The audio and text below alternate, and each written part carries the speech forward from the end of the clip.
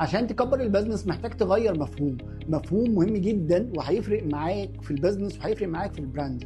ان البرايس والكواليتي لا يكفي ان هم يكبروا بيزنس او ان يخلوا فيه براند قوي. البراند القوي معناه ان الناس بتتكلم عليك، فانت محتاج تسأل نفسك هو الشهر ده كم حد اتكلم على البراند اللي انا بقدمه، كم حد اتكلم على البرودكتس اللي انا بقدمها، كم حد اتكلم على السيرفيس اللي انا بقدمها، كم حد اتكلم. هو ده البراندنج، هو ده اللي بيخلق السمعة. فهو بيتكلم عليك ويقول عليك ايه؟ بيقول عليك تجربة حلوة ولا تجربة مش احسن حاجة؟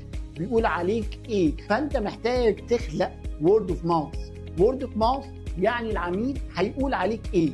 البرايس والكواليتي لا يكفي ان العميل يتكلم عليك، ولا يكفي ان هم يكبروا براند، ولا يكفي ان انت تعرف تكمل. السمعة هي الاساس.